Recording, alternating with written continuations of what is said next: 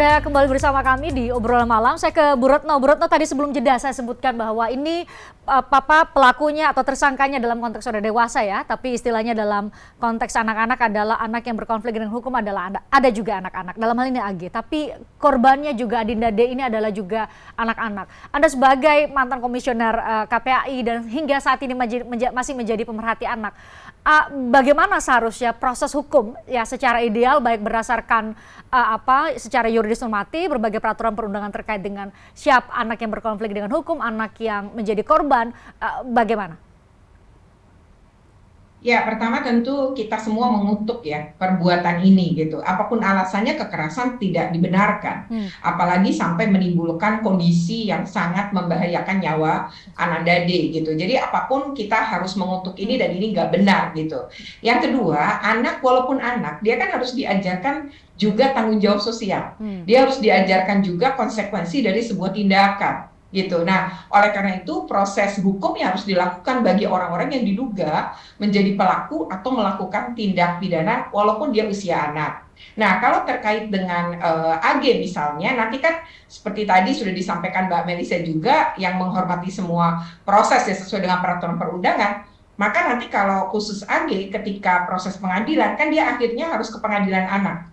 Ya, dan pada saat pengadilan anak ini nanti prosesnya kan harus tertutup gitu. Nah, tidak boleh gitu apalagi di live dan lain-lain memang betul-betul tertutup yang betul-betul yang terkait langsung. Nah, yang kedua adalah terkait dengan artinya saya ingin mengatakan bahwa AG dan siapapun pelaku anak terkait dengan tindak pidana kekerasan ya atau tindak pidana lainnya ya anak tetap bisa dihukum. Banyak kok anak yang kemudian dihukum kurungan penjara gitu. Itu juga banyak dari perbuatan-perbuatan yang dilakukan seperti bentuk ya tadi ya misalnya tawuran kemudian melukai atau bahkan membunuh lawan itu juga banyak anak-anak di penjara karena itu. Nah, terkait dengan Ananda D ya tentu Ananda D ini haknya pun tetap harus diperhatikan gitu ya. Misalnya nih dia sekarang dalam proses. Nah, ketika proses penyembuhan, ini pasti pada saat dia misalnya mulai sadar dalam arti kata sudah berkomunikasi, maka sudah dipastikan akan ada kondisi psikologi atau trauma psikologi yang dialami. Maka Ananda D berhak oleh negara dipenuhi hak untuk pemulihan psikologi.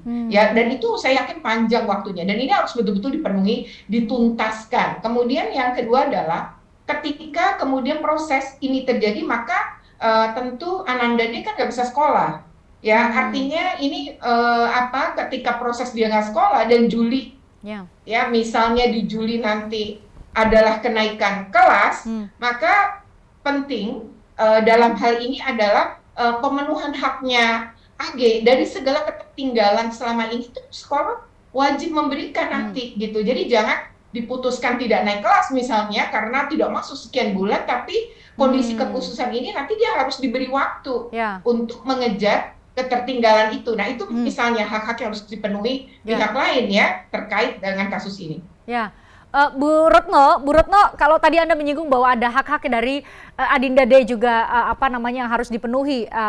Saat ini tentu fokus kita semua adalah doa terbaik untuk Adinda D segera pulih, tidak hanya kemudian siuman tapi juga kemudian bisa setidaknya semakin pulih dan semakin pulih itu doa kami semua Mbak Melisa untuk juga keluarga. Tapi tadi Anda ingatkan soal hak untuk sekolah. AG ini kan ditahan ya di Polda Metro Jaya di bawah pengawasan penyidik Polda Metro Jaya. Hak-hak misalnya sekolah atau hak-hak lain itu bagaimana Bu Retno? Ya, sebenarnya prosesnya ini kalau kan tapi AG sudah mengundurkan diri dari sekolah asal ya. Nah, tapi ini bisa sebenarnya dilanjut lewat pendidikan yang dinamakan paket C. Jadi sebenarnya AG tetap bisa dipenuhi pendaftaran paket C untuk menyelesaikan pendidikannya meskipun dia sedang berproses. Dan ini bisa sebenarnya diberikan dengan pembelajaran jarak jauh. Itu pertama. Yang kedua, sebenarnya banyak sih anak-anak di lapas ya di lapas anak ya mereka menjalani hukuman mungkin ada yang 5 tahun, 3 tahun atau bahkan ada yang 10 tahun. Mereka itu tetap dipenuhi hak atas pendidikannya di lapas hanya pendidikannya itu kita menyebutnya sebagai PKBM yang memang bentuk pendidikan kesetaraan tapi dipenuhi. Jadi di lapas pun nanti akan ada pendidikan untuk anak-anak. Ini bukan cuma soal AG ya, tapi semua anak yang berkonflik dengan hukum kemudian diputuskan bersalah dan harus menjalani pemidanaan, mereka tetap mendapatkan hak atas pendidikan. Baik, Mbak Melisa kan kami apa namanya publik termasuk juga wartawan itu hanya bisa meliput di luar. Bagaimana kemudian? Apakah ada instrumen bagi setidaknya keluarga korban dalam hal ini diwakili oleh beberapa pengacara termasuk Anda, Mbak Melisa, untuk bisa memastikan jangan sampai di satu sisi secara yuridis normatif memang anak yang berkonflik dengan hukum ini punya hak yang harus dipenuhi, tetapi di sisi lain itu juga jangan sampai kemudian bergeser menjadi pengecualian atau perlakuan istimewa atau bahkan bisa menghalangi proses penyidikan dalam dugaan kasus penganiayaan ini. Bagaimana mengawal ini? Jadi kami juga merasakan itu ya Mbak, bahwa KPAI atau lembaga pengamat anak, mereka concern dari hari ke hari terkait bagaimana proses anak berkonflik hukum AG ini melalui proses hukum. Tetapi jarang mereka mengulik bagaimana kondisi David hari ini yang sudah 17 hari di ICU yang kemungkinan ke depan ini panjang sekali perawatannya. Ini untuk diketahui publik, David itu sudah dilakukan tindakan yang namanya tracheostomy, lubang di leher. Ya, itu dokter aja bilang bisa berbulan-bulan bahkan 1 tahun untuk dicopot. Kemudian bagaimana? Ini yang jarang diangkat, bagaimana nasib dan masa depan seorang anak korban D ini akibat perbuatan yang dilakukan oleh para pelaku ke depannya nanti. Gitu. Bagaimana dia yang masih sangat-sangat muda ini menjalani hari-hari dari proses perawatan hari ini sampai nanti penyembuhan dan lain sebagainya. Kami meminta juga kepada KPAI, pengamat anak juga untuk concern terhadap anak korban, bukan hanya concern day by day terkait dengan prosedur yang dilalui oleh pelaku anak. Sehingga berimbang gitu, Mbak. Seperti itu. Iya, itu yang mau saya konteks pertanyaan saya tadi, Bu Retno. Kalau mau ikutin perasaan publik maunya dihukum seberat-beratnya nih. Tapi di satu sisi tadi secara yuridis normatif oleh peraturan perundang-undangan anak yang berkonflik dengan hukum sekalipun dalam arti konteks orang dewasa ya tersangka tetap harus dijamin hak-haknya. Tapi tadi saya ulang kembali konteks pertanyaan saya, jangan sampai kemudian ada kekhawatiran, kita juga harus menjaga jangan sampai ada hak seorang anak yang berkonflik dengan hukum tapi jangan sampai ini menjadi hak istimewa atau perlakuan istimewa terhadapnya. Ini bagaimana meletakkan ini ke dalam di atas titik yang seimbang, Bu Retno? Saya rasa tidak bisa dikatakan istimewa kalau polisi menggunakan SPPA gitu. Polisi kan hanya menjalankan menjalankan proses semua proses ini pakai aturan gitu ya. Jadi menurut saya sih sebenarnya nggak ada keistimewaan ya. Kalaupun misalnya dulu AG masih sebagai saksi gitu ya, tentu kan ketika proses saksi kan kita tidak tahu proses gimana polisi kan dalam proses kemudian sampai menentukan berkonflik dengan hukum kan juga baru gitu. Sebelumnya kan statusnya adalah saksi. Kita semua kan di dalam proses hukum gitu ya, itu kan harus ada praduga tak bersalah juga. Jadi kan menurut saya sih namanya anak ya, kita mau memaki-maki atau marah seperti apa, ini anak gitu. Jadi kalau memang anak ya kita memperlakukan seperti anak, karena anak kan juga sebenarnya walaupun dia pelaku, dia adalah sebuah korban dari situasi mungkin di lingkungan keluarga, mungkin di lingkungan dia dibesarkan, diasuh. Jadi ini kan ada proses itu. Nah mengenai seolah-olah kok kemudian tidak ke Ananda D misalnya. Halo? Ya. Silakan diteruskan. Ya, kalau misalnya, ya tadi misalnya gitu, ada penyebutan seperti itu gitu. Sebenarnya saya kalau melihat sih ya, kalau misalnya kita bicara KPAI gitu ya, mungkin karena KPAI ngomong gitu karena si AG kan datang ke KPAI gitu. Jadi mungkin mau nggak mau KPAI menyampaikan itu. Tapi kalau saya ngelihat dalam pusaran kasus ini yang padahal melibatkan 2 anak, dari awal KPAI justru nggak bersuara dan saya lihat juga tidak tegas terhadap baik kepada AG maupun kepada D. Saya sih melihatnya begitu. Harusnya dari awal PAI justru menengok dong. Jadi harusnya langsung memastikan D, setidaknya bertemu dengan keluarga D, memastikan apa yang dibutuhkan, memastikan apa yang sebenarnya hal-hal yang mungkin bisa dibantu oleh KPAI, dukungan apa, kemudian KPAI kan punya kewenangan berkoordinasi dengan kementerian dan lembaga terkait. Saya melihat ini justru tidak dilakukan gitu. Padahal dia lembaga negara yang bisa melakukan gerakan itu semua. Nah, lalu yang berikutnya lagi adalah bagaimana kemudian tidak berfokus kepada dia bisa terhadap HKD. Ya memang kan dia dalam proses penyembuhan. Kita semua jadi pada posisi bisa mendoakan itu, dan kita semua juga menyadari pergeseran katanya kondisi otak ya, trauma pada otak. Oh, itu akan menimbulkan trauma berat dan pasti berat bagi Ananda dia menjalankan kehidupan berikutnya. Dan ini harusnya menjadi pertimbangan hukum juga nanti. Bagaimana dari apa dialami oleh dia itu jadi pertimbangan hakim. Nah, jadi menurut saya ya, kalau saya melihat gitu ya, ini kita justru harus dorong KPAI rame-rame bersama nih. Ayo KPAI bersuara, ini ada 2 anak dalam pusaran kasus ini. Satu korban, satu tersangka. Betul, dua-duanya punya hak yang sama untuk dilindungi, untuk dipenuhi hak-haknya. Jadi KPAI walaupun Ananda D sedang kondisi proses penyembuhan, KPAI bisa kok duduk bareng bersama kementerian lembaga lainnya, mendorong bersama untuk bagaimana melakukan sesuatu untuk Ananda D kelak. Jadi kita berpikirnya nolong dia nanti itu gimana? Karena kan udah kebayang dia. Nah, itu maksudnya kebayang kondisinya nanti. Nah, menurut saya itu yang harus. Mbak Belisa, dari pihak keluarga sendiri harapannya apa kepada pihak terkait termasuk KPAI, pemerhati anak atau siapapun yang seharusnya bisa bergerak, bisa melakukan sesuatu untuk Adinda D?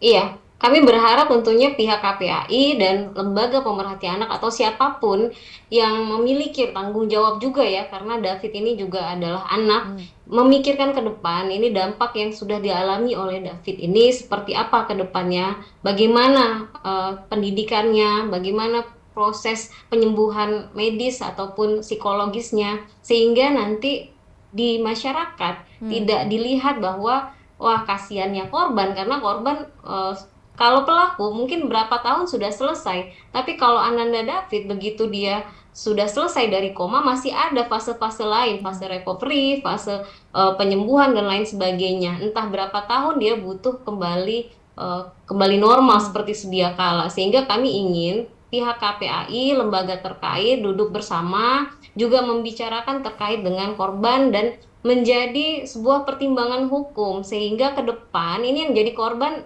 saya setuju dengan Ibu Retno, yang menjadi korban kan bukan hanya anak korban D ini, pada akhirnya semua pihak kan menjadi korban. Nah, ini menjadi pertimbangan hukum nanti pada saat di pengadilan, jangan sampai kita juga mentolerir perbuatan-perbuatan ini menjadi pembenaran, begitu. Sehingga kami berharap hukumannya ini adalah hukuman yang cukup memberikan efek jera, bukan hanya terhadap pelaku, tetapi kepada masyarakat secara luas, agar ke depan tidak ada lagi David-David yang lain, seperti itu Mbak. Oke, kalau tadi kan aturannya yang disebut oleh Bu Retno, anak itu mendapat hukuman setengah dari, kalau pasal di 355, berarti setengah dari hukuman dalam konteks orang dewasa, tersangka orang dewasa. Itu lantas bagaimana kemudian pengacara keluarga atau pihak keluarga bisa menempatkan ini secara proporsional, Mbak Melisa? Tadi saya sebut di awal, kalau mau ikut perasaan publik maunya dihukum berat, apalagi yang nonton videonya itu maunya dihukum berat, siapapun itu. Tapi bagaimana seharusnya secara proporsional harapan dari keluarga? Secara profesional mau bagaimanapun kan kita azasnya legalitas, mengikuti aturan yang ada di undang-undang, bahwa terkait dengan hukuman terhadap anak ini setengah dari hukuman maksimal orang dewasa. Artinya kalau hukuman maksimal itu 12 tahun, untuk anak itu maksimalnya 6 tahun. Nah, kalau itu sudah sampai di titik maksimal, kami rasa keluarga juga memaklumi, kan kita tidak mungkin menerabas hukum yang ada di Indonesia ini. Hanya jangan sampai batas antara pertanggungjawaban pidana ini dengan prosedur-prosedur anak ini bertabrakan, gitu. Jangan menarik batas hukum pertanggungjawaban hukum pidana hanya karena urusan prosedural anak yang banyak meringankan, begitu. Jadi yang diringankan ini adalah terkait dengan prosedur penyelenggaraan hukum pidana terhadap anak, bukan terhadap pertanggungjawaban pidana. Itu yang saya pikir batasnya harus jelas. Begitu. Oke, nah berarti Bu Retno nih yang saya minta untuk memberikan ini konteks pertanyaan saya tadi, jangan sampai kemudian pertanggungjawaban pidananya kemudian ini menjadi hal yang meringankan, karena mungkin pemirsa lebih sudah mulai mengenal istilah ini karena hari-hari ini banyak sekali kasus hukum yang menjadi sorotan publik. Ini menjadi hal yang meringankan. Terlepas dari secara yuris normatif di undang-undang diatur bahwa ia mendapat hukuman setengah dari hukuman maksimal yang diancamkan kepada orang dewasa. Tapi Bu Retno, dalam konteks pertanggungjawaban pidana, ya kalau dia salah ya tetap harus dimintai pertanggungjawaban. Bagaimana menurut Anda APH dalam hal ini mulai dari proses penyidikan, berarti sekarang lagi ada di Polda Metro Jaya, nanti masuk ke tahapan penuntutan, ada jaksa di situ, ada hakim di situ. Bagaimana mereka ini, para APH ini bisa juga bersikap secara proporsional dan secara profesional sampai ke tahapan nanti putusan di pengadilan?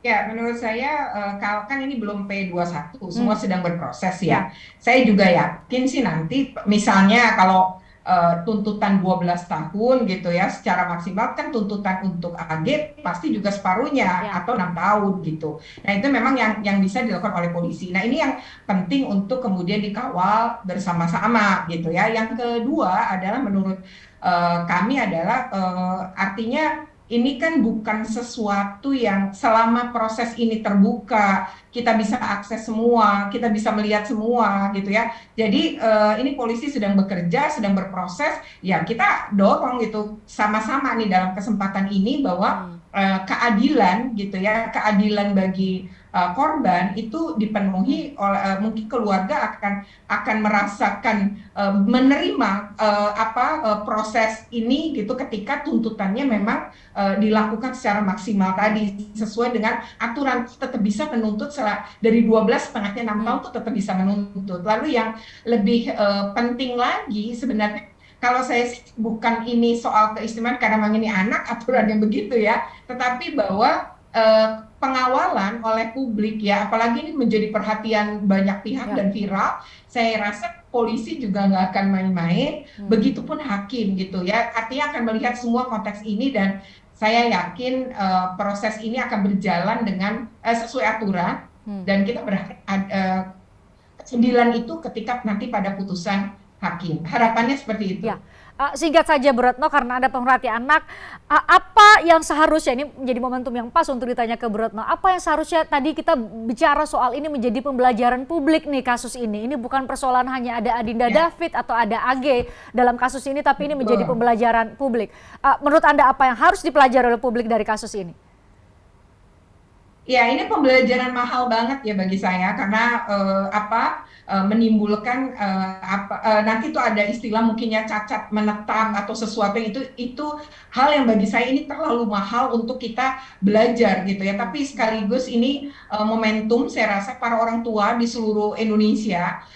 Anda ini orang tua, tidak mudah jadi orang tua dan memang menjadi orang tua tuh nggak ada sekolahnya. Tapi bahwa anak-anak kita akan seperti apa tumbuhnya, anak-anak kita seperti apa akan jadi karakternya bagaimana, itu tergantung dari pola pengasuhan kita. Jadi ini menjadi sebuah pembelajaran bersama bahwa anak ya, pengasuhan anak itu harus menjadi tanggung jawab orang tua untuk pertama dan utama, yaitu membangun karakter anak positif, anti kekerasan. Jadi kalau orang dewasa yang melakukan kekerasan, anaknya pasti peniru karena anak ini peniru ulung. Jadi jangan lakukan kekerasan terhadap anak-anak kita, jangan melakukan pengasuhan negatif karena nanti akan membentuk karakter yang buruk bagi anak kita. Baik, terima kasih Bu Retno Listiarti, Komisioner KPAI 2017-2022 hingga saat ini masih menjadi pemerhati anak.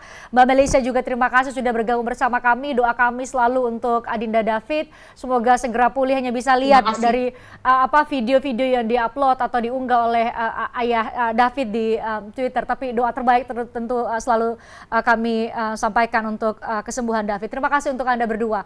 Kami jeda, usai jeda kami akan kembali dengan obrolan lain. Ini mengenai transaksi luar biasa besar. Ini saya nggak tahu nih, taruh kalau 300 triliun itu sebanyak apa ya, tapi Menko Polhukam Mahfud MD menyebut ada transaksi 300 triliun rupiah dari periode 2009 hingga 2023 di Kementerian Keuangan.